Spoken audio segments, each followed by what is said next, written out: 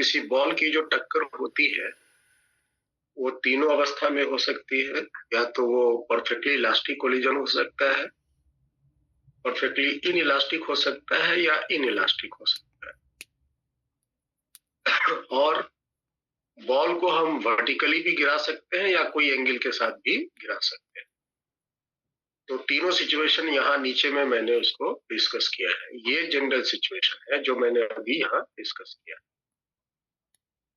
और इसको निकालने का जो परफेक्ट तरीका है वन लाइन में, कि हम जब किसी भी इंक्लाइन एंगल से कोई एंगल पर हम इस बॉल को ड्रॉप करते हैं या गिराते हैं, तो फिर उस केस में हम दो वेलोसिटी कंपोनेंट कैलकुलेट कर लेते हैं, एक सरफेस के अलोंग और एक सरफेस के परपेंडिकुलर। अलोंग वाली जो वेलोसिटी है टकराने के बाद वही रह जाता, क्योंकि अलोंग के डायरेक्शन में कोई फोर्स नहीं लगते, इसलिए किसी तरह का एक्सेलरेशन नहीं होता, तो वेलोसिटी उसकी सेम रहेगा। और परपेंडिकुलर डायरेक्शन वाली जो वेलोसिटी से वो जो हिट करता है, अगर ये कोएफिशिएंट ऑफ रेस्टिट्यूशन E है तो वो E टाइम्स स्पीड के साथ रिबाउंड करेगा। अगर ये U cos थीटा से टकराया तो U cos थीटा से रिबाउंड करेगा, है ना। U cos थीटा से टकराया, U cos अल्फा से टकराया तो U cos अल्फा से EU cos अल्फा से रिबाउंड करेगा ऊपर। ये वाली वेलोसिटी तो वही रही, ये वाली वेलोसिटी ही चेंज करता है। अगर यहाँ परफेक्टली इलास्टिक कोलिजन है तो E का मान 1 हो जाएगा, तो इसका मतलब जिस स्पीड से वो वर्टिकली हिट किया है उसी स्पीड से रिबाउंड करेगा। और अगर ये परफेक्टली इन इलास्टिक कोलिजन है तो E का मान 0 होगा, ये वाली वेलोसिटी जो है वो 0 हो जाएगा। और हम इसी कॉन्सेप्ट को यूज करके इसको निकालते हैं। अब अगर हम एक छोटा सा एप्लीकेशन दिखाएं, सपोज करो कि मैंने ये एक सरफेस है,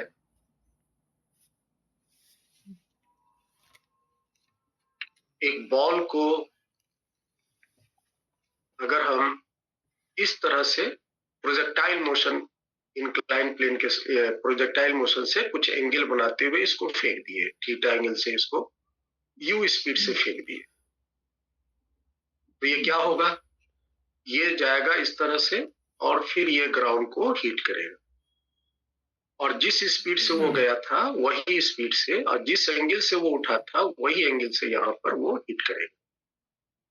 ठीक है, ये तो हुआ यहाँ का U, और ये हॉरिजॉन्टल से एंगल बनाएगा थीटा। सपोज करो कि ये बॉल यहाँ पे सरफेस के साथ E coefficient of restitution E के साथ वो स्ट्राइक करता है ना। कोएफिशिएंट ऑफ रेस्टिट्यूशन यहाँ का सरफेस के साथ बॉल की जो हिटिंग हो रही है, यहाँ पे उसका कोएफिशिएंट ऑफ रेस्टिट्यूशन E है। तो फिर जब ये यहाँ से रिबाउंड होगा तो फिर उसकी क्या हालत होगी और उसकी गति में क्या क्या चेंजेस आएंगे। तो देखो ध्यान से, हम यहाँ से बात शुरू करते हैं कि जब हमने इसको फेंका था तो हॉरिजॉन्टल डायरेक्शन में इसकी स्पीड क्या थी, U cos थीटा, और वर्टिकली ऊपर के डायरेक्शन में इसकी वेलोसिटी थी U sin थीटा।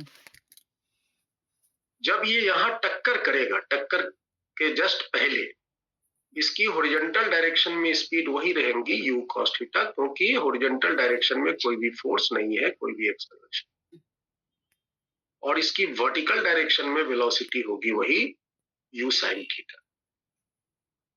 यह टक्कर होने से पहले की बात।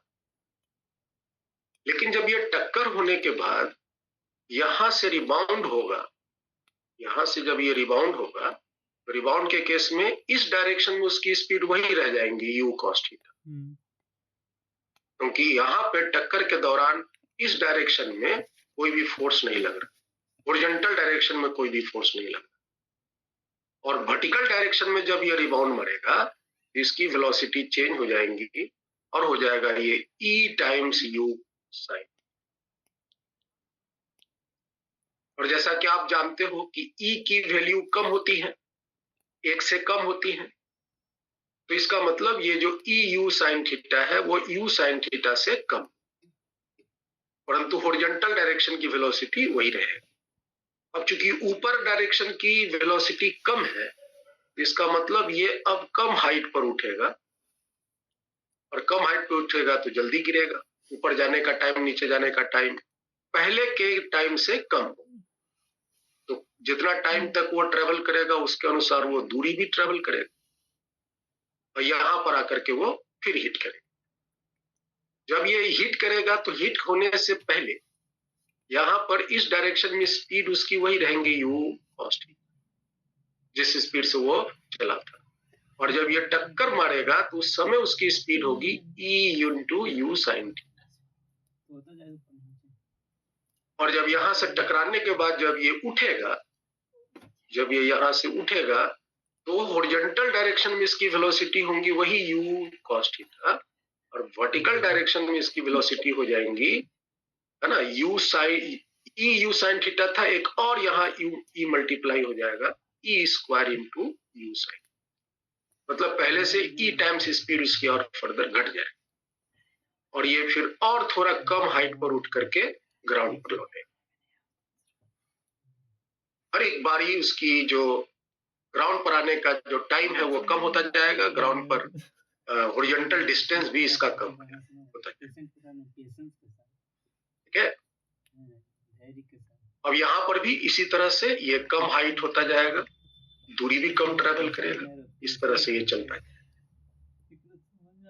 तो देखो तो क्या क्या फर्क पड़ रहा है इस केस में। मान लो शुरुआत की रेंज इसकी r है, और शुरुआत की टाइम ऑफ फ्लाइट अगर इसकी t है, तो फर्स्ट कोलिजन के बाद की जो इसकी रेंज होगी, क्या वही रेंज होंगी जो पहले थी वेदांत? नहीं सर।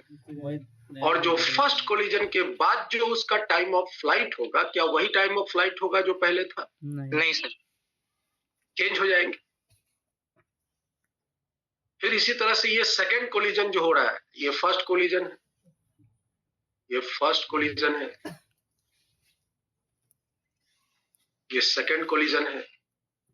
सेकंड कोलिजन में इसकी जो रेंज है वो मान लो r2 है, वो चेंज हो जाएगा।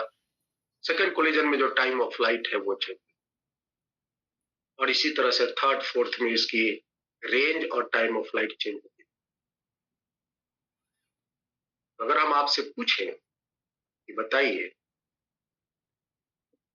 फर्स्ट ये जब हमने इसको फेंका था वहां पर की जो उसकी रेंज थी, क्या थी range? u cos theta into t is the time of flight। और टाइम ऑफ फ्लाइट क्या होता है? u sin theta by g। Time of flight ऊपर डायरेक्शन की जो वेलोसिटी है, ऊपर डायरेक्शन की जो वेलोसिटी है वो है u sin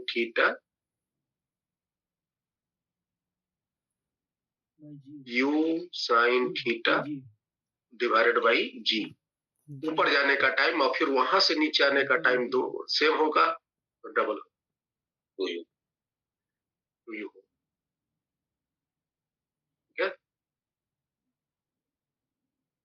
दूसरे केस में जो रेंज की बात करें हम, तो हॉरिजॉन्टल डायरेक्शन की तो स्पीड वही है u cos थीटा, और टाइम इसका चेंज हो गया। क्या टाइम चेंज हुआ? टाइम चेंज क्या हुआ? तो ऊपर डायरेक्शन की वेलोसिटी कितनी है? eu sin थीटा, यहां हो जाएगा 2 times eu sin theta divided by g। तो अगर आप इससे कंपेयर करो, ये क्या हो जाएगा? e टाइम्स t हो जाएगा, e टाइम्स t हो जाएगा। और रेंज का क्या हाल होगा? तो टाइम अगर t1 e टाइम्स हो गया तो रेंज भी e टाइम्स r हो जाएगा,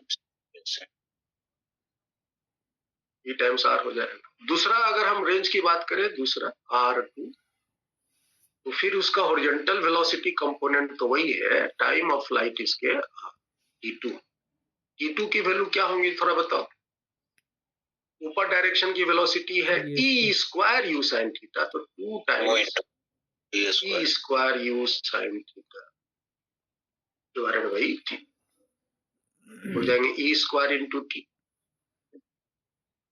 और रेंज क्या होंगे? रेंज में T2 की वैल्यू में है ना e square into T u cos theta into T, तो यहाँ पर था ही ई स्क्वायर इंटू आर। इसी तरह से अगर ये एनवा, अगर मान लो ये एनवा स्ट्राइक है, nth स्ट्राइक है, तो nth स्ट्राइक के बाद इसकी रेंज क्या होंगी और इसका टाइम ऑफ फ्लाइट क्या होगा? अगर हम इसी पैटर्न पर इसको है ना बढ़ाते चले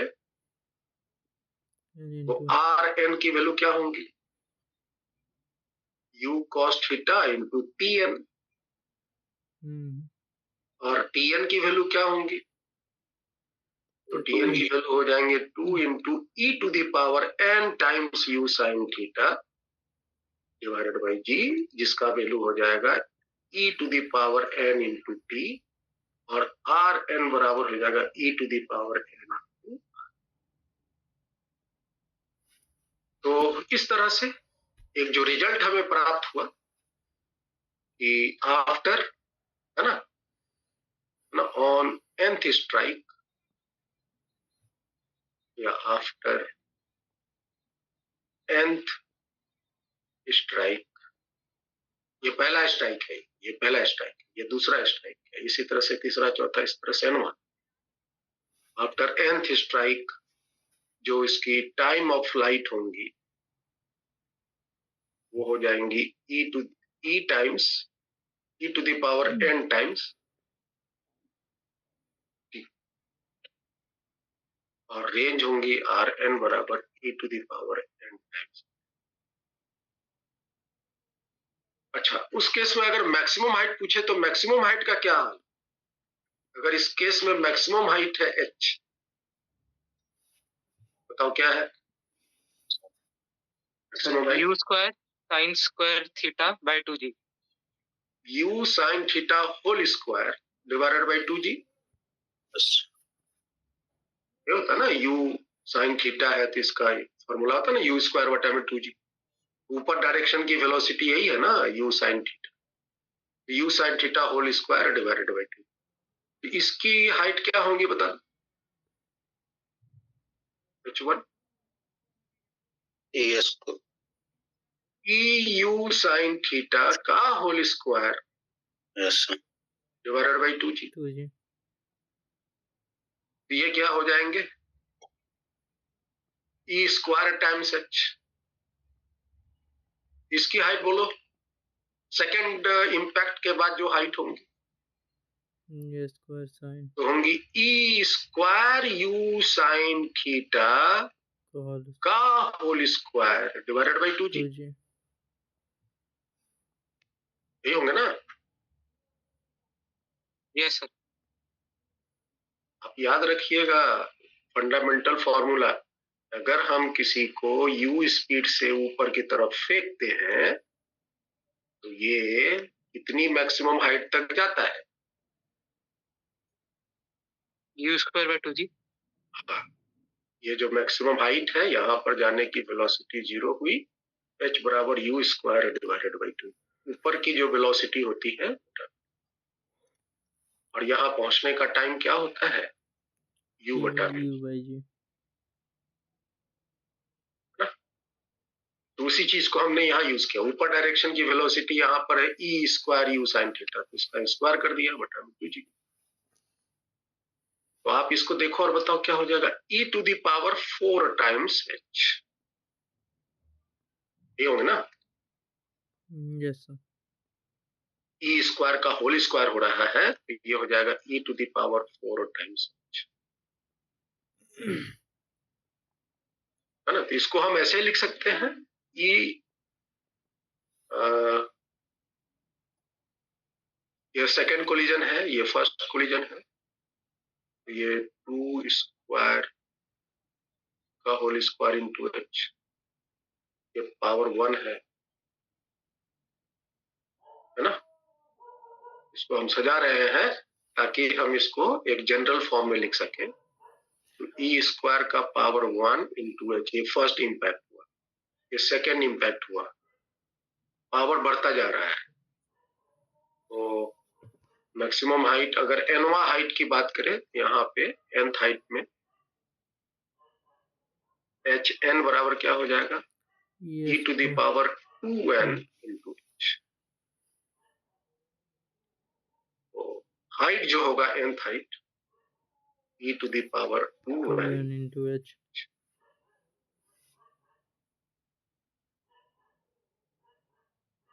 तो इस तरह से इसका आप वैल्यू को कैलकुलेट कर सकते हो।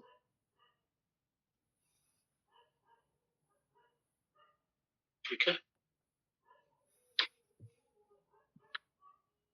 चलो आगे बढ़ते हैं।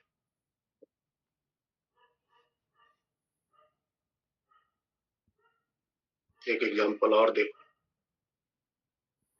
अभी तो हमने उसको थोड़ा तिरछा फेंका था, अब सीधा अगर हम उसको वर्टिकली फेंकते हैं, वर्टिकली ड्रॉप करते हैं, सपोज को बॉल को अगर हम वर्टिकली ड्रॉप करते हैं, यहां से एक बॉल है, एच हाइट पर है, और वहां से अगर हमने इसको ड्रॉप कर दिया, इनिशियल स्पीड 0 है, तो ये आएगा यहाँ टक्कर करेगा, और सपोज कीजिए जहां टक्कर किया उसकी कोएफिशिएंट ऑफ रेस्टिट्यूशन ई है। तो बताओ, तो ये जब टक्कर करेगा तो यहाँ पर किस स्पीड से वो हिट करेगा? √2gh। √2gh, हम इसको मान लेते हैं कुछ v is equal to √2gh। ठीक है, अब जब ये टकराया तो टकराने के बाद जब ये रिबाउंड करेगा तो इसकी स्पीड क्या होंगी? E टाइम्स √2gh, जिसको हमने v मान लिया है, तो हमने e इंटू v लिखा। अब जब ये ऊपर उठेगा तो क्या उतना ही हाइट उठेगा जितना हाइट से वो गिरा था? नहीं सर। बोलो जी। नहीं सर। नहीं, उससे कम गिरेगा, उससे कम हाइट जाएगा। ये है first height rise after first impact, ये पहला impact, this is the first impact. First impact में हाइट राइज क्या हुआ, थोड़ा बताओ। अगर फर्स्ट इम्पैक्ट में हाइट राइज निकालें तो क्या हो जाएगा? Height rise in first impact, first collision, कि h1 है, EV²/2g, तो हो जाएगा E²/2g, है ना, यही ना u है। तो EV²/2g, ये कितना हो गया? E² इंटू V²/2g, और V²/2g है कितना? अगर हम इसको h हाइट से गिराए हैं तो देखो ध्यान से, ये जो v बराबर आपने जो लिखा है √2gh, तो h बराबर क्या बोलेंगे? V²/2g बोलेंगे ना। Yes sir. V²/2g that is h, E² into h। जिस हाइट से वो गिरा था वो है h, दिस इज। अब ये यहां पर जाके रुक गया, फिर जब यहां से वो रिटर्न मारेगा, रिटर्न आएगा, तो किस स्पीड से हिट करेगा? तो बोलो भाई, किस स्पीड से हिट करेगा? √2gh1। नहीं, h के टर्म में नहीं, v के टर्म में बोलिए। तो जो स्पीड से उठा था वही स्पीड से ना हिट करेगा। EVS यहाँ जो ऊपर गया था EV स्पीड से, तो वही EV स्पीड से वो मतलब कि वो आकर के टकराएगा, और जब यहां से रिबाउंड करेगा, ये दूसरा टक्कर हुआ। अब ये दूसरा टक्कर के बाद जब यहां से रिबाउंड करेगा तब ई स्क्वायर तो इसकी ऊपर डायरेक्शन की स्पीड क्या होगी? ए स्क्वायर भी। अब इसकी ऊपर डायरेक्शन की स्पीड होंगी ई स्क्वायर इंटू वी। और अब ये जो ऊपर जाएगा तो कितनी हाइट जाएगा? h2 कहेंगे इसको। तो height rise in second collision that is equal to h2, वो हुआ ई स्क्वायर वी का होल स्क्वायर डिवाइडेड बाई 2। ये हो जाएंगे e to the power 4 into v square by 2, हो जाएंगे e to the power 4 times h।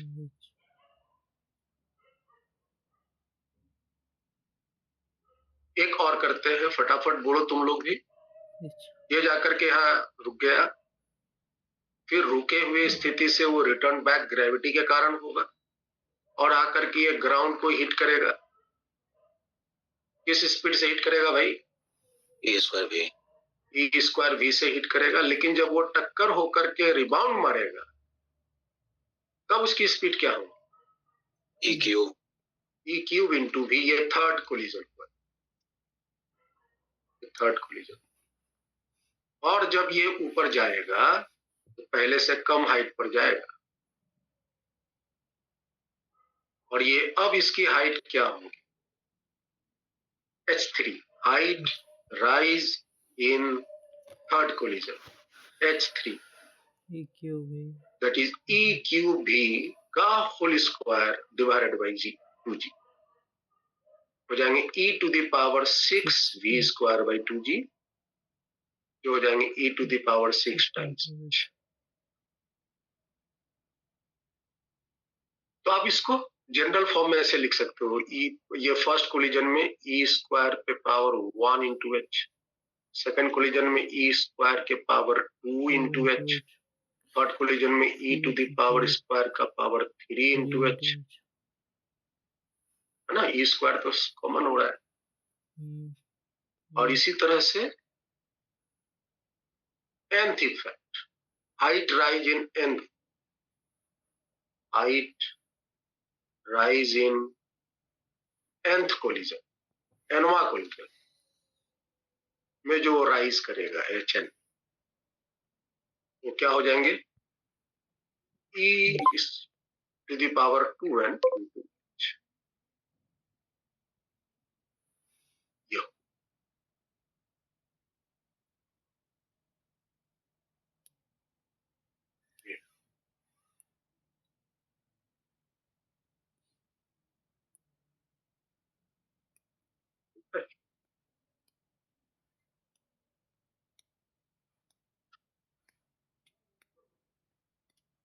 बताइए तो यहां से यहां तक आने का टाइम तो जो भी है ना, यहां से यहां तक का जो टाइम है जो भी है, फर्स्ट इम्पैक्ट के बाद यहां से यहां तक जाने का टाइम क्या होगा? यहां से यहां तक का जाने का टाइम क्या होगा?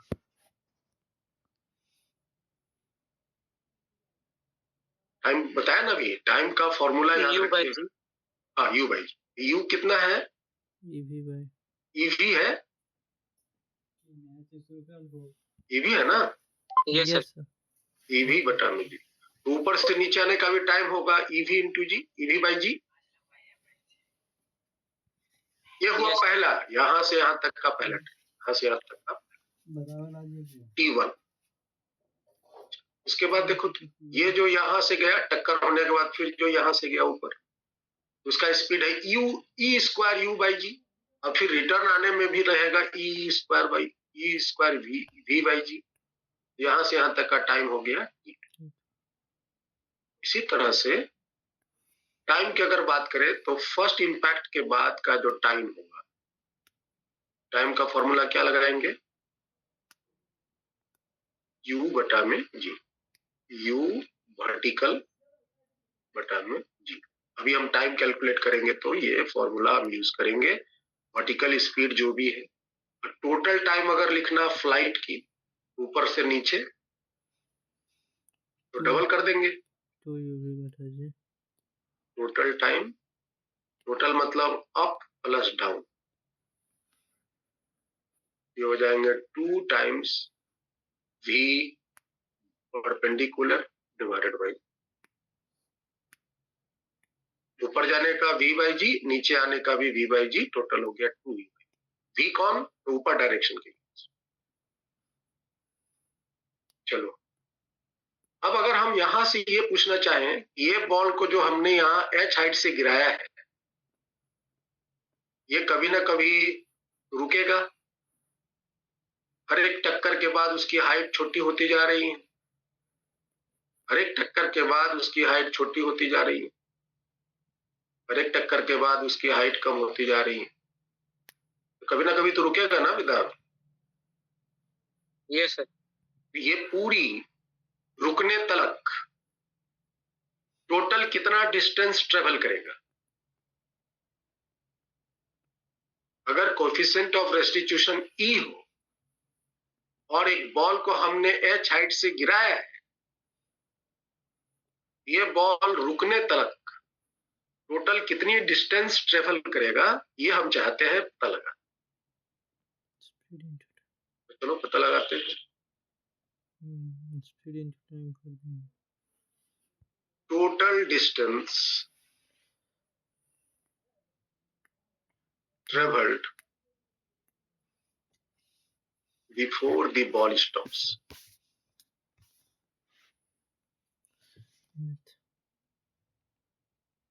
बॉल रुकने तक, तो टोटल डिस्टेंस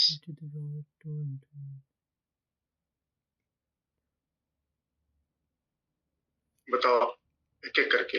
ऊपर से आया H प्लस, ऊपर फिर नीचे टकराने, डिस्टेंस पूछ रहे हैं ना, तो नीचे से ऊपर गया, फिर H1, फिर ऊपर से नीचे आया H1।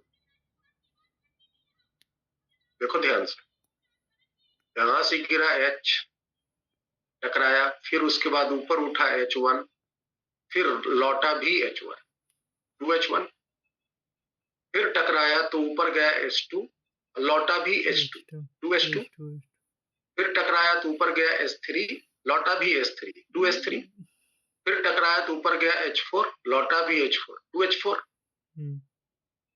मतलब कहने का, एक तो जो हाइट से गिरा वो गिरा, plus 2H1 plus 2H2 plus 2H3 dash dash dash. बस आप इसको जोड़ दो, 2 कॉमन ले लेते हैं। H1 की वैल्यू क्या है बता दो? E स्क्वायर H, 2 कॉमन ले चुके हैं। H2 की वैल्यू क्या है? E to the power 4H।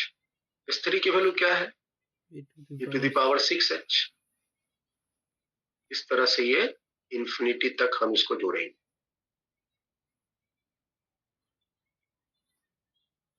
H plus, यहां से आप 2 और ये जो भीतर में कैपिटल H है उसको कॉमन हो गया, E square plus E to the power 4 plus E to the power 6 plus E to the power 8 plus E to the power 10, इस तरह से बढ़ता जाए। तो तुम गौर से देखो तो ये जो पूरी सीरीज है वो शायद जीपी में है, और इस जीपी का फर्स्ट टर्म जो है वो E स्क्वायर है, और कॉमन रेशियो जो है वो भी E स्क्वायर ही है, और इनफाइनाइट टर्म्स और E का वैल्यू जो है वो लेस देन 1 है, तो कॉमन रेशियो लेस देन 1 आएगा। तो कॉमन रेशियो जब लेस देन 1 होते हैं तो इनफाइनाइट टर्म्स के जोड़ का फॉर्मूला होता है A बटा 1 माइनस R। ये फॉर्मूला हम लोग जीपी में पढ़ते हैं। तो H plus 2H into A का वैल्यू क्या है? E square divided by 1 minus B। तो यही इसका सम होगा। इसको थोड़ा सिंप्लीफाई करोगे तो आपको इसका H कॉमन ले लेते हैं, 1 माइनस E स्क्वायर एलसीएम हो जाता है, 1 माइनस E स्क्वायर नीचे आ गया प्लस इंटू 2 स्क्वायर ऊपर हो गया, 2 इंटू ई, ऊपर हो जाएंगे 1 प्लस ई स्क्वायर, नीचे हो जाएंगे 1।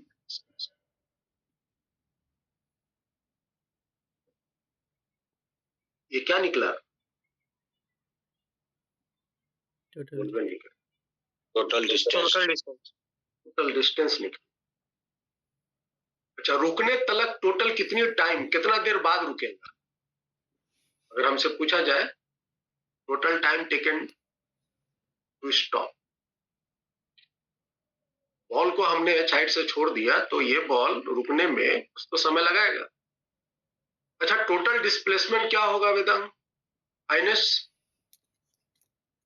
टोटल डिस्प्लेसमेंट क्या होगा?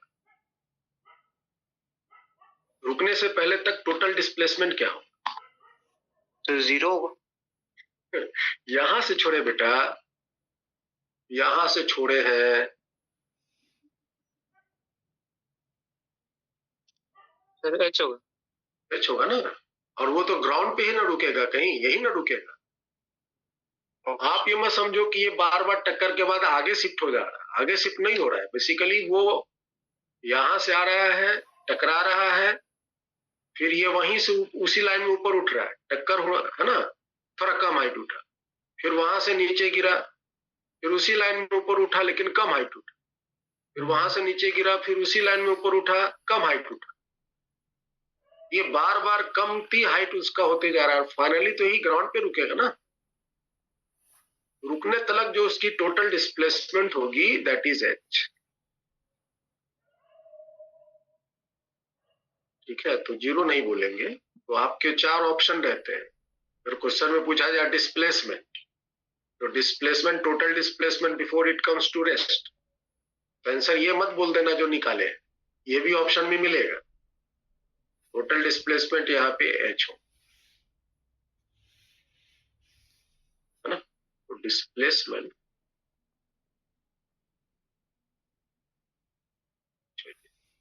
ठीक है ना आयुष?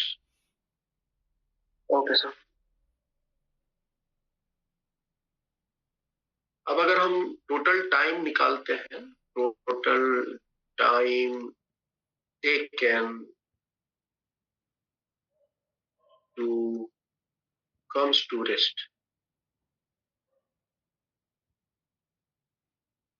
बॉल को रुकने तक होने में कितना टाइम लगेगा? तो टाइम बताइए, अगर आप बता पाए तो। u by g total 1 plus c upon 1 minus c।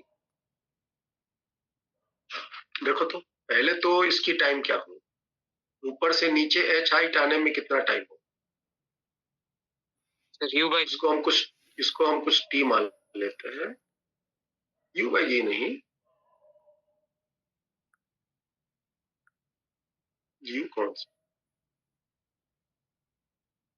You by g होगा। नहीं sir, √2 h by g। √2 g h by g, तो √2 जी एच बटा में जी। हम v के टर्म में लिखे, बाद में इसका वैल्यू रख देंगे, ठीक है। v के टर्म में लिखते हैं तो क्या होगा, v बटा में जी प्लस, चलो बता, यहां से यहां तक जाने का टाइम क्या होगा? ये यहां से गिरा यहां तक आने में टाइम तो निकाल लिया, v बटा में जी।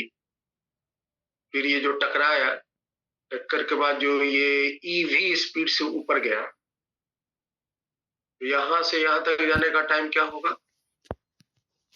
E v by g. v by g। और फिर वहां से नीचे आने का टाइम क्या होगा? ईवी बाई जी, बोलो ना। Yes sir. तो टोटल टाइम कितना हो गया? 2 e v by g, 2 e v by g plus, आगे बढ़ो।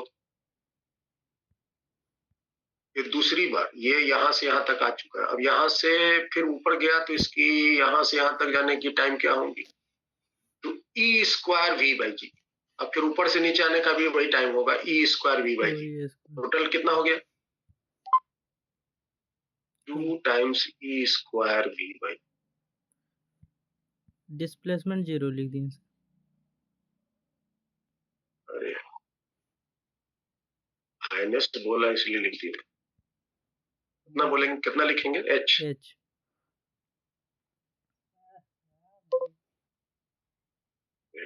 सब कोई देखा लेकिन बोला कोई नहीं, सिर्फ मोहित बोला। क्या कहते हैं हाईनेस, आप देखे थे 0 लिखा हो? बोले नहीं, हमने तो बता दिया था। एनीवे आगे बढ़ते हैं। ये सब छोटी छोटी मिस्टेक्स होती रहती है राइटिंग में, तो आप लोग अगर कभी फाइंड आउट करो तो तुरंत बोलो। चलो आगे बताओ। नेक्स्ट जो टाइम हम कहां से कहां तक निकाल लिए हैं दूसरा वाला का, इसी तरह से तीसरा वाला का क्या होगा? 2 times e q v by g, और ये हम इंफिनिटी तक लेकर के जोड़ दें। तो गौर से देखो यहाँ पे क्या हो रहा है, ये वी बाई जी हम बाहर वाला रहने देते हैं, और यहाँ पे 2v बाई जी को कॉमन ले लेते हैं क्योंकि सब में e plus e square plus e cube dash dash ये गया इंफिनिटी तक। ये भी फिर आपका जीपी का ही सम है। यहाँ पे फर्स्ट टर्म जो है वो ए है, कॉमन रेशियो भी जो है यहाँ ए है, ये बोल रहे हैं ई है, फर्स्ट टर्म ई है, कॉमन रेशियो भी ई ही है, और ये जीपी है। तो v बटा में जी प्लस 2v बटा में जी इंटू ए का मान e divided by 1 minus R, R का मान। इसको हम जब सिंप्लीफाई करेंगे तो v बाई जी कॉमन ले लेंगे, और 1 माइनस ई एलसीएम ले लेते हैं। यहाँ हो गया 1 माइनस ई एंड प्लस 2, ये हो गया v डिवाइडेड बाई जी, और अंदर में हो गया 1 plus E divided by 1 minus, और v की वैल्यू आप रख दीजिए रूट अंडर 2gh, ये हो जाएंगे root under 2h by g, और ब्रैकेट के बाहर 1 plus E minus 1 divided by. यही आया था वेदांग आपका? Yes sir. ठीक है,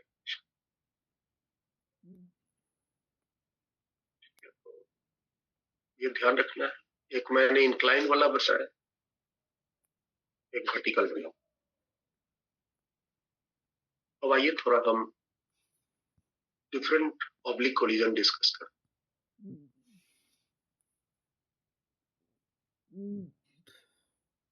oblique collision between two balls. Balls identical भी हो सकते हैं, डिफरेंट मास के भी हो सकते हैं। Collision perfectly elastic, perfectly in elastic, या जनरल इन इलास्टिक भी हो सकता है। सपोज करते हैं कि दो बॉल की स्थिति कुछ इस प्रकार की मोशन की हो रही है।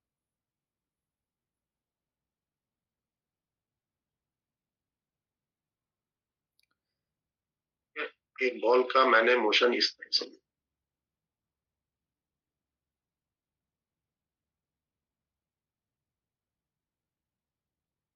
एक बॉल ऐसे आ रहा है u1 स्पीड से, इस बॉल का मास है m1। एक बॉल ऐसे आ रहा है u2 स्पीड से, और इस बॉल का मास है m2। ठीक है, इसका डायरेक्शन ऑफ मोशन हम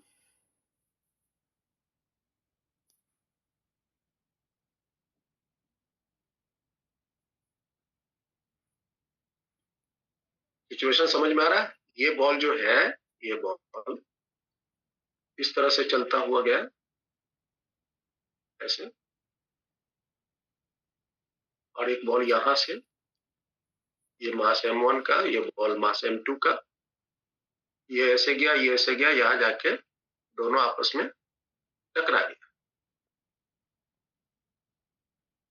ठीक है, टक्कर जो हुई तो यहाँ पे कांटेक्ट बना, यहाँ गौर से देखिए कांटेक्ट का, यहाँ पे कांटेक्ट। ये बॉल इस पर एक इम्पैक्ट फोर्स इधर लगाएगा, न्यूटन के थर्ड लॉ से ये भी एक इम्पैक्ट फोर्स ये इधर लगाएगा। और ये जो इम्पैक्ट फोर्सेस लग रहे हैं इस बॉल के ना ही मोशन के लॉन्ग है ना मोशन के अपोजिट है, और इधर उधर डायरेक्शन में अगर फोर्स लगते हैं तो वो मैग्नीट्यूड डायरेक्शन दोनों चेंज करता है। तो इसके कारण ये जो बॉल है टक्कर के बाद ये कुछ ऐसे भागने लग गए, इस बॉल की जो टकराने के बाद की वेलोसिटी बनी वो इस डायरेक्शन में कभी बन गई और इसकी इस डायरेक्शन, जैसा मास वैसी स्थिति इसकी मोशन की बनी। ठीक है, और टकराने के बाद इसकी जो वेलोसिटी हुई v1 और इसकी वेलोसिटी हुई v2। टकराने से पहले जो ये दोनों बॉल्स चल रहे थे वो इस एंगल को मान लेते हैं θ1, इसको θ2, और टकराने के बाद ये जो इधर भागा ये मान लो एंगल α1, ये एंगल, ये आपका कॉमन जो कांटेक्ट बना है यहाँ पे वो कॉमन टेंजेंट कह सकते हैं, ये कॉमन टेंजेंट का डायरेक्शन। आपको क्या क्या दिया जा सकता है सिचुएशन सॉल्व करने के लिए? आपको m1 m2 का मास देगा, u1 और u2 चलने की वेलोसिटी देगा और θ1 θ2 एंगल। मतलब ये हाई डिमांड सिचुएशन है। अगर आप इस सिचुएशन को सिंप्लीफाई और इसके फिजिक्स लगाने सीख लो तो फिर कोई भी कोलिजन हम सॉल्व कर पाए। और मान लेते हैं कि यहाँ पे जो कोलिजन हुआ है उसकी कोएफिशिएंट ऑफ रेस्टिट्यूशन जो है वो E है। अगर परफेक्टली इलास्टिक हुआ तो E का मान 1 ले लेंगे और इन इलास्टिक हुआ तो E का मान 0 ले लेंगे, परफेक्टली इन इलास्टिक। तो ये वाली सिचुएशन है, ये कॉमन टेंजेंट लाइन है।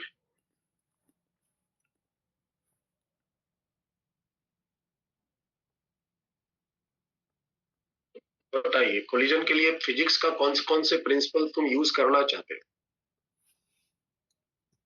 Momentum conservation. Momentum conservation.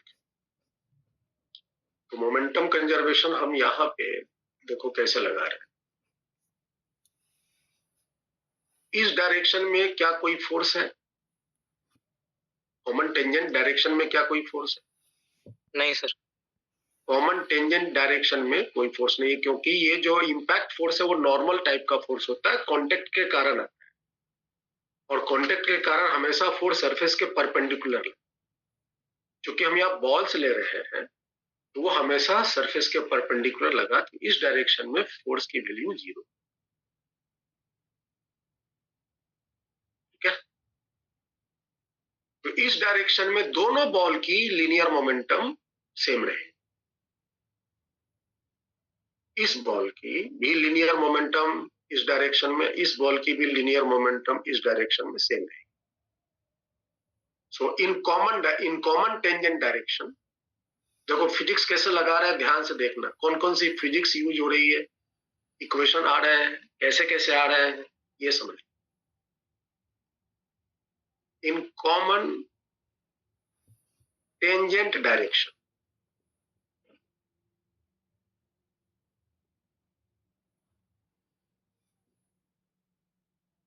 Force on each ball is equal to 0। दोनों बॉल पर इस डायरेक्शन में कोई फोर्स नहीं है। therefore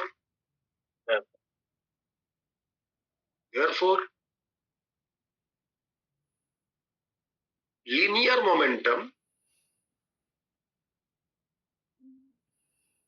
of each ball, दोनों बॉल का सेपरेटली, दोनों बॉल का linear momentum each ball along tangential direction will be same.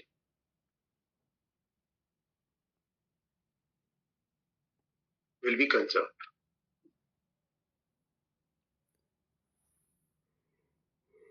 ये वाली बताओ, इस बॉल की इस डायरेक्शन में मोमेंटम क्या था? ये अगर θ1 है तो ये एंगल θ1 होगा, तो था m1 u1 cos थीटा।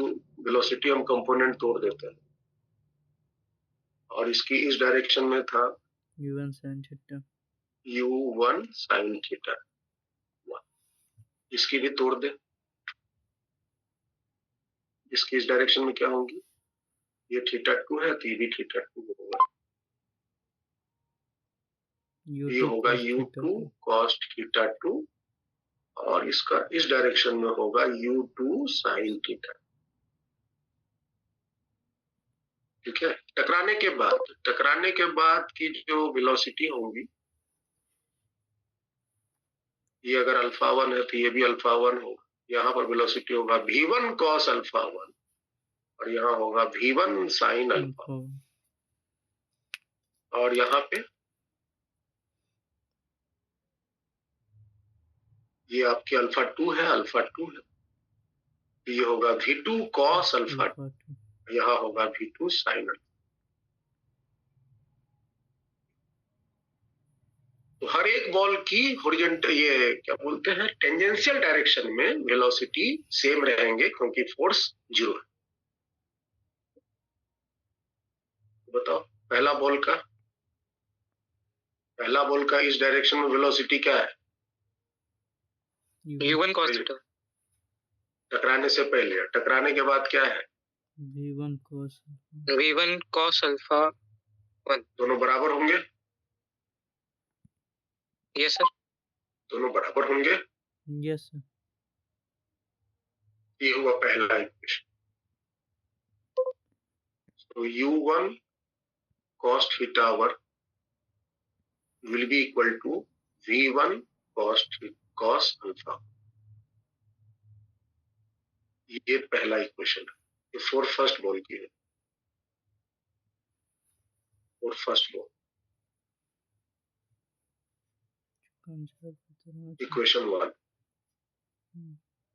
दूसरा बोलो है, सेकंड बॉल का भी इसी तरह, u2 cos।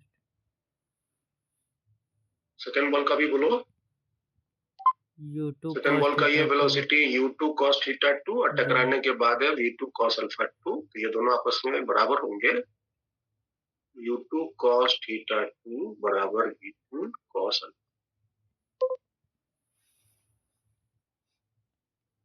ये दोनों बराबर। सर। हाँ बोलो। सर इसमें जैसे m1 और m2 को हम लोगों ने मतलब एक साथ लिया है ना, तो m1 नहीं, m1 m1 नहीं लिया। यहाँ पर हम m1 लिख सकते थे, या m2 लिख सकते थे, क्योंकि कट जाता है इसलिए हमने नहीं लिखा। तो सर ऐसा क्यों नहीं हुआ, क्योंकि ऐसा क्यों नहीं हुआ कि m1 u1 cos θ1 और m2 u2 cos θ2 is equals to m1 v1 cos α1 और m2 v2 cos α2। वो भी लिख सकते हैं, लेकिन उसके साथ इक्वेशन नहीं बैठेगा ना, वैसे नहीं लिख सकते। वैसे जो तुम बोल रहे हो वैसे नहीं लिख सकते। अगर आप मोमेंटम लिखना है तो पूरा मोमेंटम लिखना पड़ेगा। अगर आप दोनों को एज ए सिस्टम ले रहे हो, यही ना बोल रहे हो? हाँ सर। तो फिर आपको बड़ा वाला इक्वेशन लिखना हो। बड़ा वाला इक्वेशन मतलब हम दिखा रहे हैं।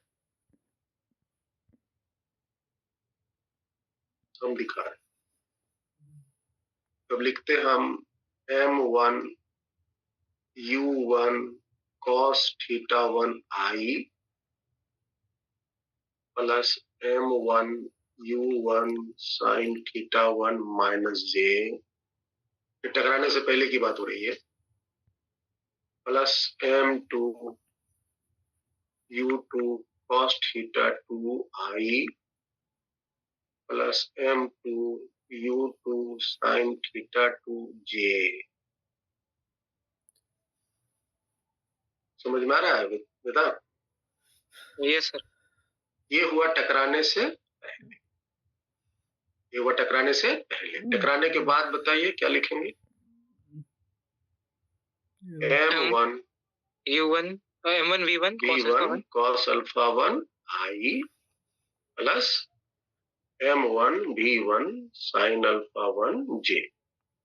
ये पहला वाला बॉन्ड का है ना, plus M2 V2 cos alpha 2 I, और ये इसका डायरेक्शन नीचे हो गया ना, तो minus M2 V2 sin alpha 2 minus. ये वाला सिचुएशन आप लिख सकते हैं। यस। अब आप इसको I वाला I के साथ J वाला J के साथ कंपेयर करते हैं। बताओ फटाफट, I वाला क्या क्या है? M1 U1 cos theta 1, M1 U1 cos theta 1 plus I वाला एक और है ना, M2 U2 cos theta 2, M2 U2 cos theta 2। एक I है, एक I। आगे बोलो। M1 V1 cos alpha 1,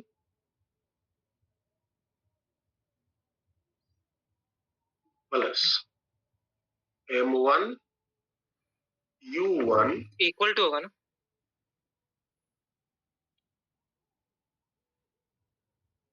अच्छा, दोनों का I बराबर कर दे रहा है। M1 V1 cos alpha 1 plus M2 V2 cos alpha 2 plus, और बोलो, ये तो बराबर हो गए। यस। और y डायरेक्शन में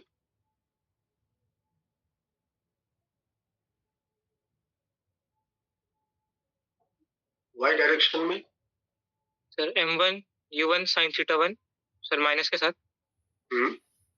और M2 U2 sin theta 2, एक मिनट, लेफ्ट साइड में M1 U1 sin theta 1। Minus में है ना वेदांग? ये यस सर।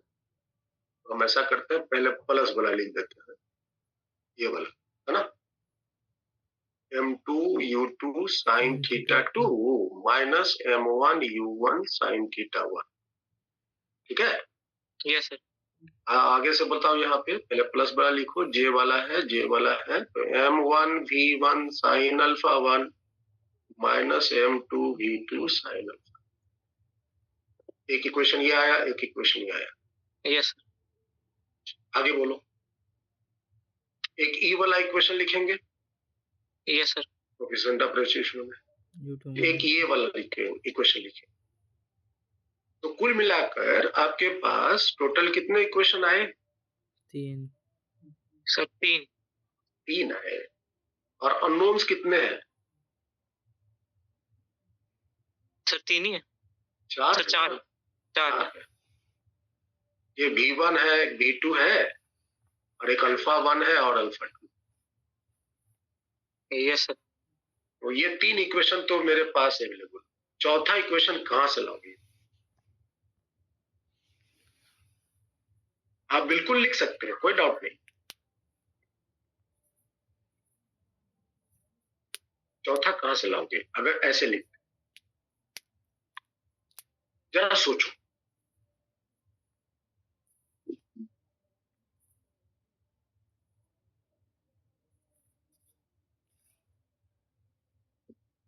आप लोग भी डिस्कस कीजिए, फिजिक्स के साथ डिस्कस कीजिए। सर ऐसे करते हैं तो ऐसे करते हैं। ये सारी चीजें ही आपको इम्प्रूव करती हैं। ये नहीं कि मैंने जो बोल दिया आप सुन लिया और वही आपका हो गया।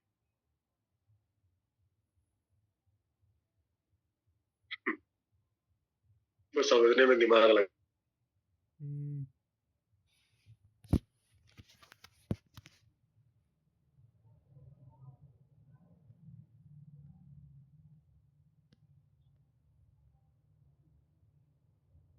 पाएंगे। Yes sir. हाँ, और लाने के लिए फिर जो मैंने यहाँ पे जो ये इस डायरेक्शन में फोर्स का मान इक्वल 0 होता है, हॉरिजॉन्टल में फोर्स 0 होता है, इसलिए इस डायरेक्शन की वेलोसिटी सेम होगी, ये वाली चीजें यूज करें। वैसे तुम देखो तो ये जो मैंने इक्वेशन 1 और 2 लिखा है, हम इससे ये वाला अचीव कर सकते हैं। बताओ, यहाँ m1 यहाँ m2 लिख सकते हैं ना, मोमेंटम यस तो सर, ऐड कर देंगे सर दोनों। अब दोनों को हम ऐड कर देंगे तो ये आ जाएगा ना।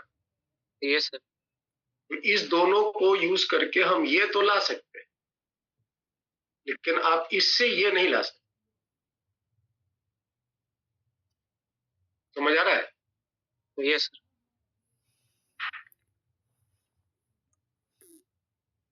चलिए, ये जो मैंने लिखा है एकदम सही है, गलत नहीं है, और वेदांग जो अपना क्वेश्चन राइज किया है बिल्कुल सही किया। This is not at all wrong, ये बिल्कुल सही है, इसको हम काट नहीं रहे हैं, हटा भी नहीं रहे।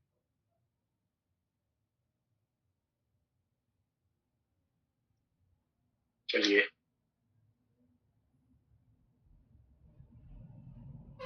इसको हम रहने देते हैं। 2 इक्वेशन मेरे आ गए। अब बताइए तीसरा इक्वेशन कहां से लाया? तो तुम गौर से देखो, इन दोनों बॉल पे जो फोर्स लग रहे हैं y डायरेक्शन में, ये दोनों अभी हमने किस डायरेक्शन में बात की है? x डायरेक्शन में। y डायरेक्शन में देखिए तो क्या m1 पर फोर्स लग रहे हैं? अरे बोलो भाई मेरे साथ। Yes sir. Yes sir. m2 पर फोर्स लग रहे हैं? Yes sir.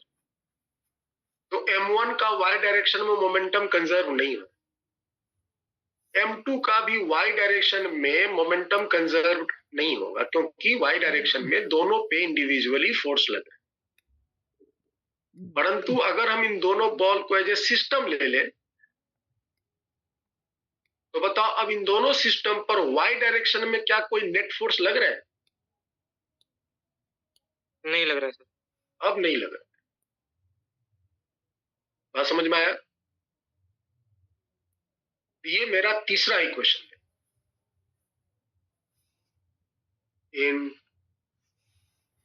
In normal direction मतलब y direction,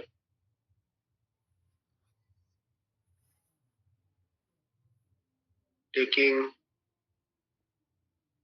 both balls as a system।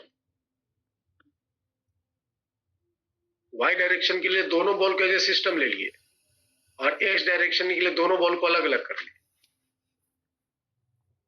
समझ आ रहा है Vedant? Yes sir. y direction में दोनों को सिस्टम क्यों लिए बोलो? सर नेट फोर्स 0 करने के लिए। नेट फोर्स 0 करने के लिए, क्योंकि दोनों पर फोर्स लग रहे हैं। अच्छा, x डायरेक्शन में हमने सिस्टम क्यों नहीं लिया? सर फोर्स ही नहीं था सर वहां पे। फोर्स ही नहीं था, तो बॉल की x डायरेक्शन में मोमेंटम इंडिविजुअली कंजर्व्ड है। तो ये taking both balls as a system, hence both ball taking as a system, the net force on the system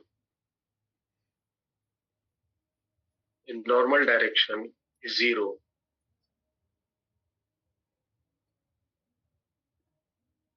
hence in normal direction में याद रखना, हम नॉर्मल डायरेक्शन के लिए स्पेशली लिख रहे हैं, the linear momentum of system will be conserved। बस इक्वेशंस कैसे कैसे बनते हैं फिजिक्स के, बाकी तो मैथमेटिक्स सॉल्व करना है। तो बताइए अब क्या लिख सकते हैं?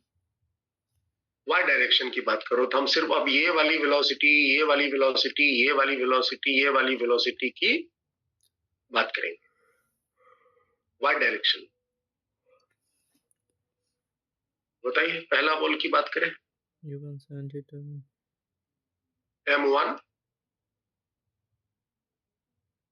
M1 sin U1 sin theta 1 minus J,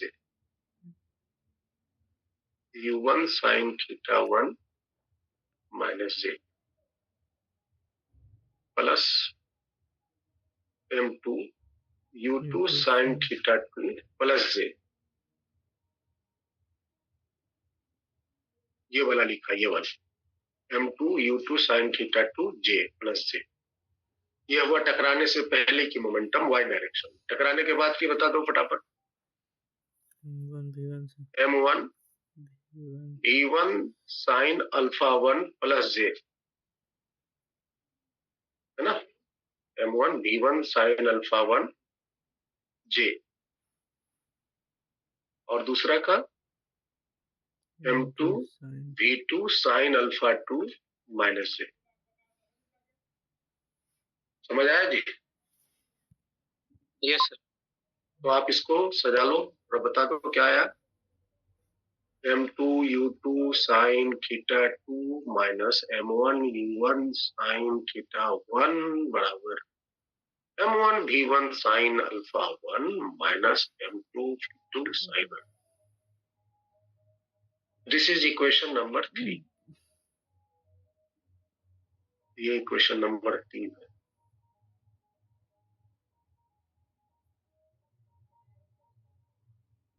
और अब एक चौथा इक्वेशन, चूंकि 4 अननोन है तो एक चौथा इक्वेशन यूज करते हैं, न्यूटन्स इंपेरिकल फॉर्म।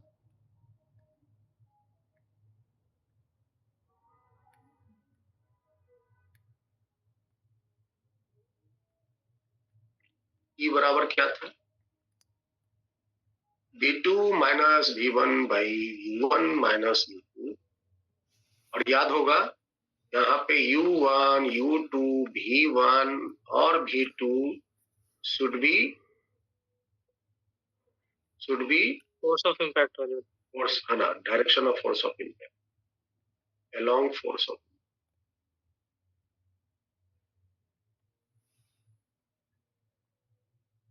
तो V2 क्या है, दूसरा बॉल की final velocity along the force direction. V1 क्या है, वन मतलब पहला, V मतलब फाइनल, तो पहला बॉल की फाइनल वेलोसिटी फोर्स के डायरेक्शन। U1 क्या है, पहला बॉल की इनिशियल वेलोसिटी फोर्स के डायरेक्शन में, और U2 है दूसरा बॉल की इनिशियल वेलोसिटी फोर्स के डायरेक्शन। और डायरेक्शन भी दिमाग में रखेंगे। तो बताओ, ये V2 लिखना चाहते हैं, ध्यान से सुनना, हम V2 लिखना चाहते हैं दूसरे बॉल की फाइनल वेलोसिटी फोर्स के डायरेक्शन। तो दूसरा बॉल की फाइनल वेलोसिटी फोर्स के डायरेक्शन में क्या है, V2 sin alpha 2, V2 sin alpha. ये वैसे तो दूसरा बॉल में एक V2 वेलोसिटी है, V2 cos अल्फा 2 भी है, V2 sin अल्फा 2 भी है। हम जो मर्जी पसंद उसको नहीं लिख देंगे, हम इसको लिखेंगे। अच्छा, इसका डायरेक्शन किधर है, नीचे है, माइनस से तो लिखेंगे minus V2 sin alpha, minus V2 sin alpha. ना वेलोसिटी चुनने में गलती करनी है, ना डायरेक्शन लिखने में गलती। चलो माइनस में आ जाओ। अब V1 बोलो, V1 क्या है, पहला बॉल की फाइनल वेलोसिटी फोर्स के डायरेक्शन। ये जो पहला बॉल है, पहला बॉल की फाइनल वेलोसिटी फोर्स के डायरेक्शन में, बोलो क्या है, V1 sin alpha, V1 sin alpha 1, और ये डायरेक्शन प्लस ही है, तो V1 sin अल्फा 1, यहाँ दोनों माइनस है। चलो नीचे आ जाओ। U1 क्या है,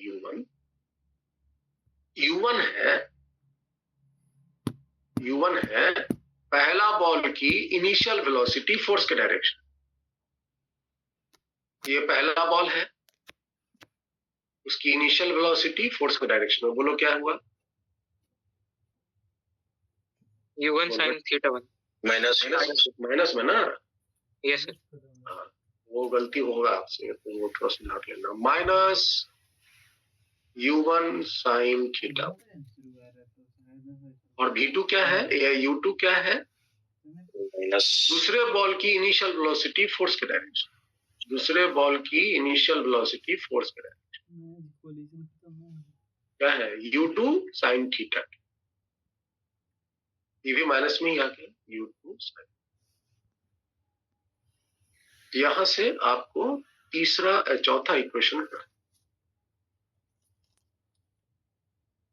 V2 sin alpha 2 plus V1 sin alpha 1 minus common ले लेते हैं, U1 sin theta 1 plus U2 sin। ये 4 अवेलेबल इक्वेशंस हैं, जिसको सिंप्लीफाई करोगे तो आपको डिजायर्ड रिजल्ट देंगे।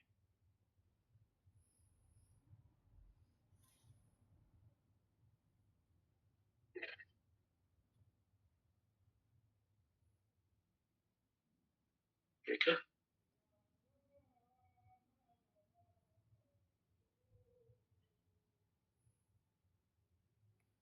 चलिए अब हम एक सिंपल सा इक्वेशन, सिंपल सा क्वेश्चन लेता हूँ।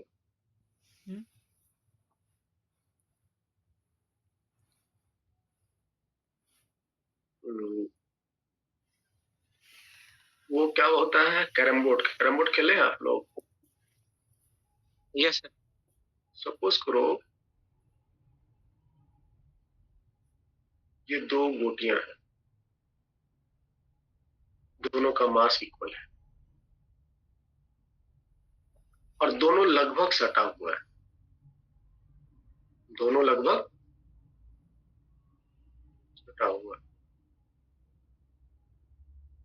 एक दूसरे पे चढ़ा नहीं है।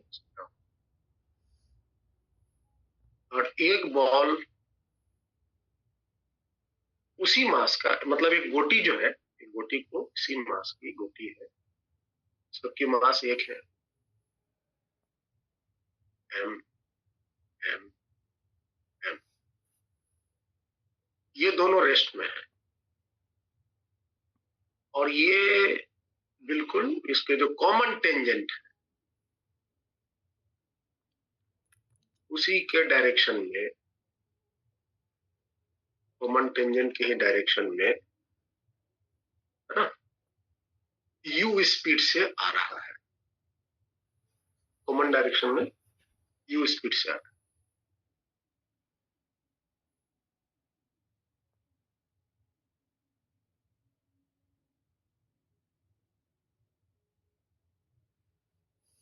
और ये जो बॉल है जब यहां टकराता है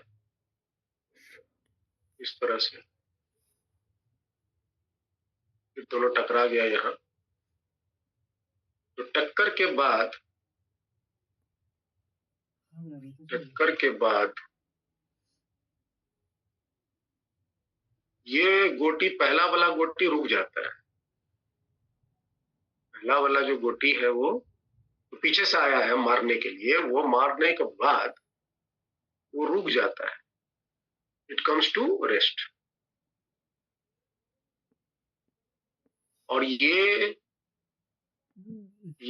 इस डायरेक्शन में और ये इस डायरेक्शन में सेम वेलोसिटी से चलना शुरू करता है। ठीक है, तो निकालना क्या है,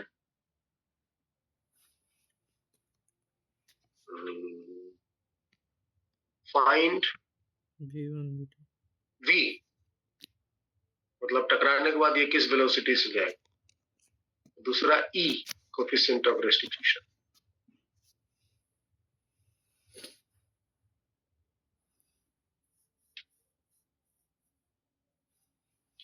all balls are identical,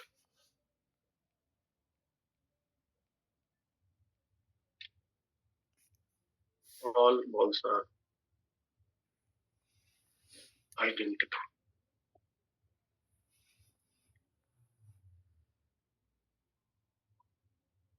question समझिए, है ना। क्वेश्चन बनाने का सबसे जो पावरफुल टूल है वह है समझना। जब आप उसको गहराई से समझोगे ना तो उसके प्रिंसिपल्स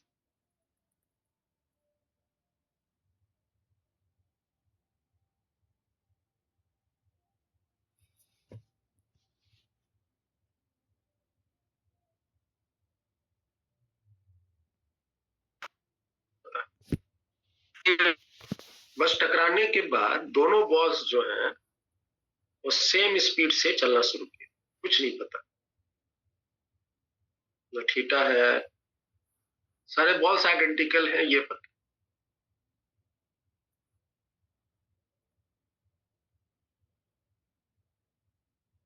बाकी कुछ नहीं।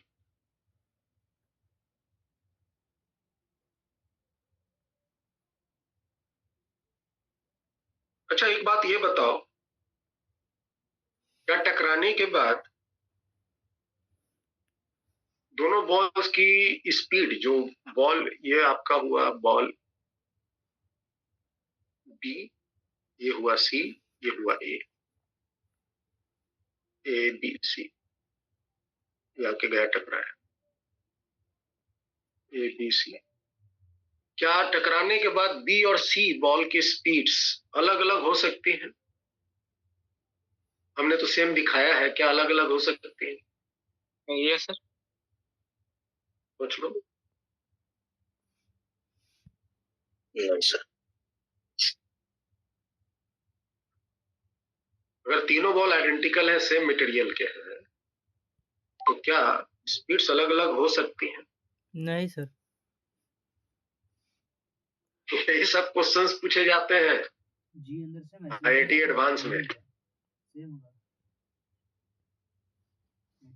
जो कि आप सोचेंगे नहीं वही क्वेश्चन पूछ दे।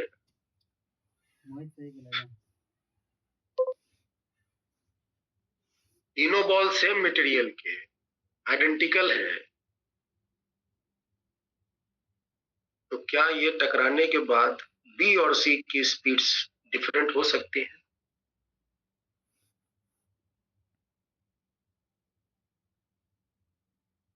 क्या लगता है? नहीं हो सकती। दोनों की स्पीड सेम ही है ना? Yes sir. हम बोल दिए U/2 होगा। चलो समझते हैं और करते हैं। सबसे पहले देखो, ये दो बॉल जो रुके हुए थे, जो पहले इस तरह से सटे थे, और ये पीछे से आकर के यहां सटा, दिख रहा है? तो इनका अगर हम सेंटर टू सेंटर ज्वाइन करें, ये सारे बॉल आइडेंटिकल है,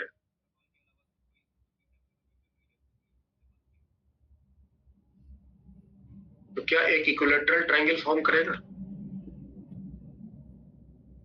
यस।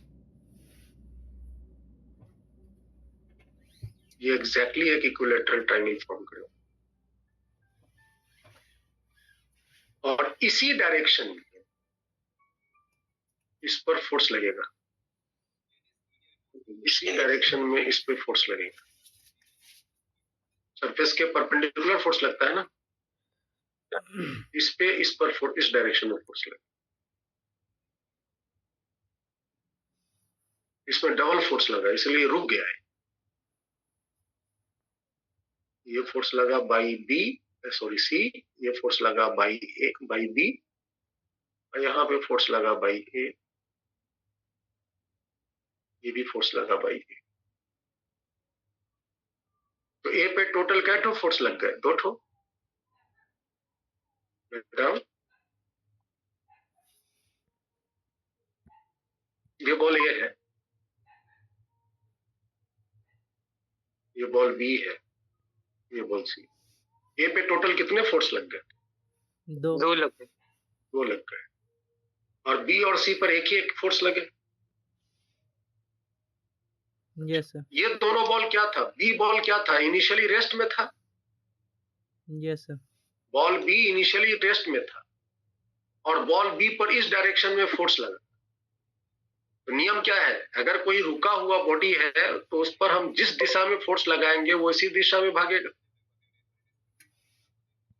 अगर कोई बॉडी रुका हुआ है तो उस पर हम जिस डायरेक्शन में फोर्स लगाएंगे वो इसी डायरेक्शन में भागेगा। ये बॉल इस डायरेक्शन में भागेगा, ये बॉल इस डायरेक्शन में भागेगा, और दोनों की ये वाली एंगल क्या बोल सकते हैं,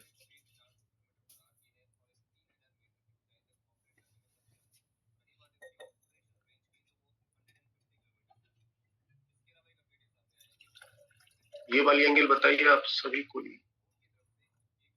ये एंगल 30।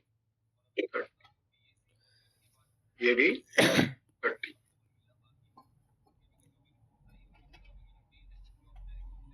तो ये कितना एंगल बनाकर भागेगा, 30, और ये भी कितना एंगल बनाकर भागेगा, 30। समझ आ रहा है? Yes sir.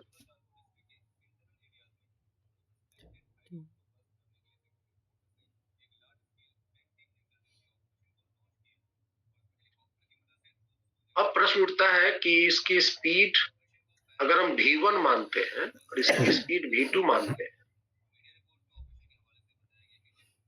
है ना, ये हमको नहीं पता कि स्पीड समान हो सकता है कि अलग अलग हो सकता है। ये हमने बस समझने के लिए कि स्पीड दोनों के हम अलग अलग, क्या ये पॉसिबल है? नहीं सर। क्यों नहीं पॉसिबल है? सर V1 V2 अलग नहीं हो सकता। क्यों नहीं हो सकता? वही तो सर सेम मटेरियल है, सब कुछ सर सेम ही है। हाँ, तो आप इसको जस्टिफाई कर सकते हो कि दोनों पे फोर्स सेम लगे और दोनों का मास सेम है। दोनों पे मास सेम है और सेम फोर्स लगे, इसका मतलब दोनों में एक्सेलरेशन सेम होगा, और एक्सेलरेशन सेम होगा तो दोनों की स्पीड सेम बनेंगी। समझ आया? Yes sir. तो यहाँ पे दोनों की speed same.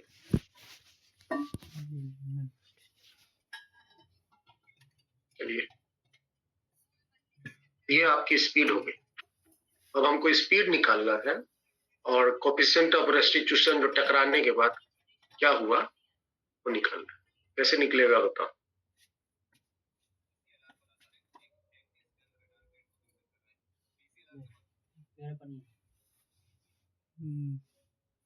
Sir momentum conserve कर देंगे सर पहले, सर तीनों को सिस्टम बना के। बिल्कुल एक्स डायरेक्शन के अंदर। कर दो।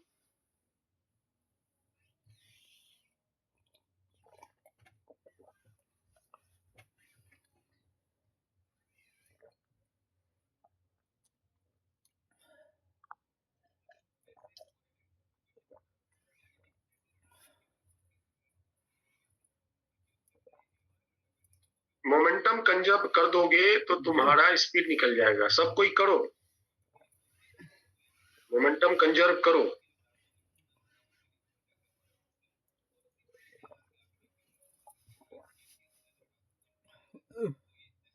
Sir V is equals to U by √3। निकालना पड़ेगा। तो मोमेंटम कंजर्व कर रहे हैं, तो पहला बॉल का हो गया m इंटू यू आई। जब भी वेलोसिटी इधर उधर छटकने लग जाता है ना, तो हम वेक्टर फॉर्म में मोमेंटम लिखने का प्रयास करेंगे ताकि गलतियां ना हो। ठीक है, टकराने के बाद बताओ, ये जो बी बॉल की वेलोसिटी का m v cos 30 i plus m v sin 30 j,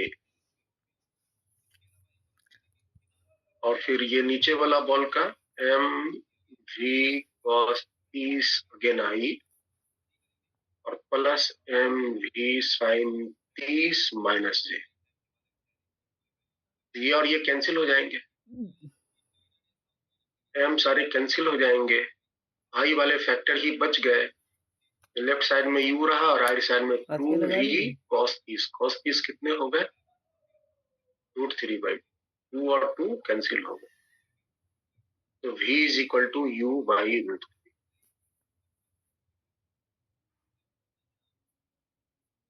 ये तो खैर आसान था, मोमेंटम लगाकर निकाला। प्रश्न उठता है कोएफिशिएंट ऑफ रेस्टिट्यूशन कैसे निकालोगे?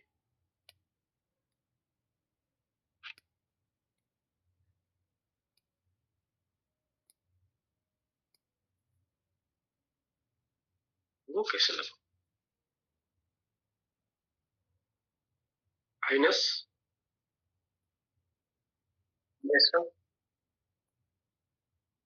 कोएफिशिएंट ऑफ रेस्टिट्यूशन का जो फॉर्मूला है मेरा, E is equal to V2 minus V1 divided by U1 minus U2, ये कैसे लगा?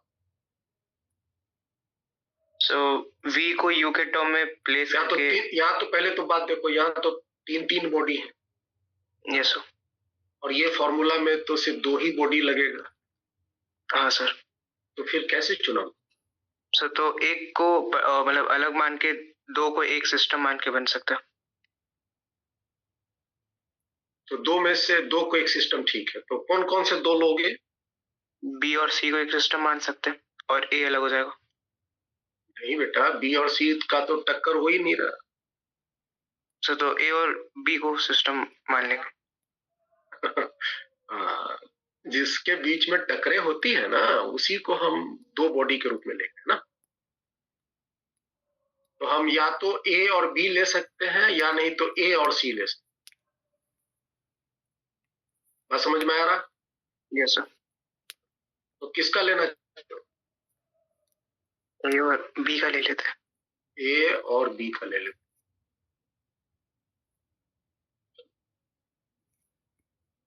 तो A हो गया फर्स्ट बॉडी और B हो गया सेकेंड बॉडी, ठीक है। बताइए, सेकेंड बॉडी की final velocity along the force of impact क्या है?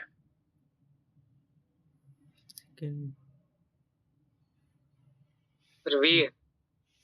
सेकेंड बॉडी B है ना, तो B की फाइनल वेलोसिटी, इनिशियल वेलोसिटी 0 है, याद रखिएगा, इनिशियल वेलोसिटी दोनों का 0। सर सेकंड C नहीं है? इसमें तो 2 ही बॉडी लिखना है वेदांत। Yes sir. वो 2 बॉडी कौन कौन होंगे? क्या B और C होंगे? नहीं सर। इनके तो टक्कर हो नहीं रहे, तो किनके लिख सकते हैं? या तो A और B का लिख सकते हैं, नहीं तो A और C का लिख सकते हैं। तो अगर A और B का लिखेंगे तो यहां पर जो कोलिजन हुई है उसकी कोएफिशिएंट ऑफ रेस्टिट्यूशन बताएगा। Yes sir. और A और C लिखते तो यहां पर जो कोलिजन हुई है उसकी रेस्टिट्यूशन बताएगा। Yes sir. क्योंकि सब मटेरियल एक ही है, तो जो वैल्यू यहां आएंगे वही वैल्यू यहां भी आएंगे। बातें क्लियर हुई? तो हमने A और B 2 बॉडी चुना है, एक बॉडी A चुना है, एक बॉडी B चुना है। तो मेरा जो दूसरा बॉडी है वो B है और पहला बॉडी जो है वो A है। V2 लिखना है। V मतलब फाइनल वेलोसिटी, 2 मतलब दूसरा बॉडी, दूसरा बॉडी की फाइनल वेलोसिटी फोर्स के डायरेक्शन। बताइए, दूसरा बॉडी B की टकराने के बाद की वेलोसिटी फोर्स के डायरेक्शन में, तो V है, फोर्स के ही ना डायरेक्शन में है ये। Yes sir. ये तो V ही है, माइनस V1 मतलब फाइनल वेलोसिटी पहला बॉडी की फोर्स के डायरेक्शन। तो पहला बॉडी यहां A है, तो A की वेलोसिटी फोर्स के डायरेक्शन में क्या है? 0 है। क्योंकि ये तो रुक गया है, टकराने के बाद ये तो रेस्ट में आ गया, टकराने के बाद ये तो रेस्ट में आ गया और दूसरा ये दोनों बॉडी चलने शुरू कर। ठीक है, आगे बढ़ो। अब बताओ U1, वन मतलब पहला बॉडी, U मतलब इनिशियल वेलोसिटी, तो पहला बॉडी की इनिशियल वेलोसिटी फोर्स के डायरेक्शन,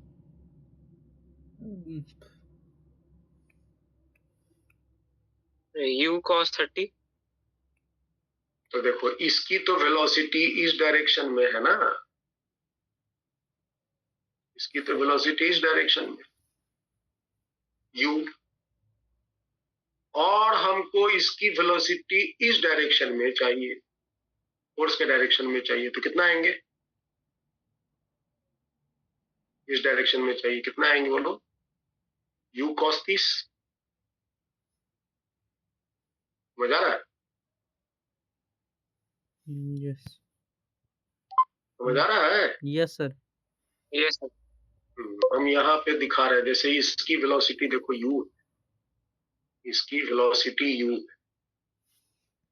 और हम इसकी वेलोसिटी चाहते हैं इस डायरेक्शन में, इस डायरेक्शन में, यही फोर्स का इंपैक्ट डायरेक्शन है। तो इसका U का इस डायरेक्शन में कंपोनेंट क्या हो जाएंगे? ये कंपोनेंट हो जाएंगे, ये कंपोनेंट हो जाएंगे U cos this, U cos this, U cos this, U cos this। तो पहला बॉल की इनिशियल वेलोसिटी फोर्स के डायरेक्शन में U cos this, माइनस दूसरा बॉल, दूसरे बॉडी की इनिशियल वेलोसिटी फोर्स का डायरेक्शन, बोलो क्या? 0। क्योंकि दूसरा बॉल है ना, टकराने से पहले तो रेस्ट में था, ये जो दूसरा बॉल B था टकराने से पहले तो रेस्ट में था। बस यही चीज को आपको सटीक लिखना है, कोई भी वेलोसिटी जैसे तैसे नहीं लिख देना, बस काम खत्म हुआ, अनुबंध कीजिए इसको। E की वैल्यू क्या हो जानी है भाई? V का मान निकाले हुए है ना, U बटा √3, U नीचे, cos 30 क्या हुआ? √3/2, U से U कैंसिल, 2 बटा में √3 3 आ गया, 2 बटा में E का मान 2। This is the answer. 0.6 समझ आया? Yes sir. Yes sir. चलिए क्वेश्चन मैं छोड़ रहा हूँ आप लोगों के लिए, इसको अटेम्प्ट करना। ये लास्ट क्वेश्चन होगा, बाकी आप लोग सब बनाइए, अब कोई भी प्रिंसिपल नहीं बचे हैं जो बताएंगे। सपोज करो कि एक ये स्फीयर है,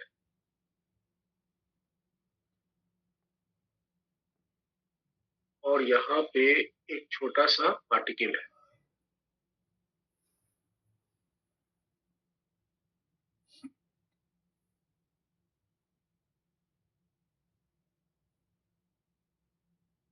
ये उसका सेंट्रल लाइन है, ये पार्टिकल का मास m है, स्फीयर का मास कैपिटल F है, और ये यहाँ से सेंट्रल लाइन से h ऊंचाई से ये u स्पीड से जा रहा है, ठीक है?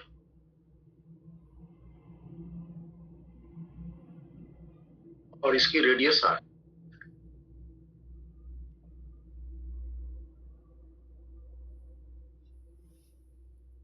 So find the velocity of particle and sphere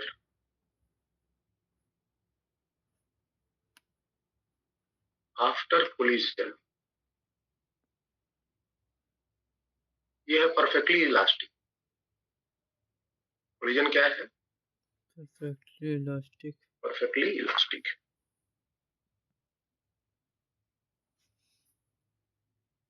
particle की और स्फीयर की वेलोसिटी टकराने के बाद क्या होगी ये बताओ। ठीक है, इसको ट्राई करो तुम। सो नेक्स्ट क्लास में एक और क्वेश्चन आप लोग याद दिलाइएगा, उसको मैं डिस्कस करूंगा, और फिर अगले ही क्लास में हम लोग नेक्स्ट टॉपिक में मूव करेंगे, rotational mechanics, one of the very very very important portion of mechanics. So well, it is all for the day. Thank you. Thank you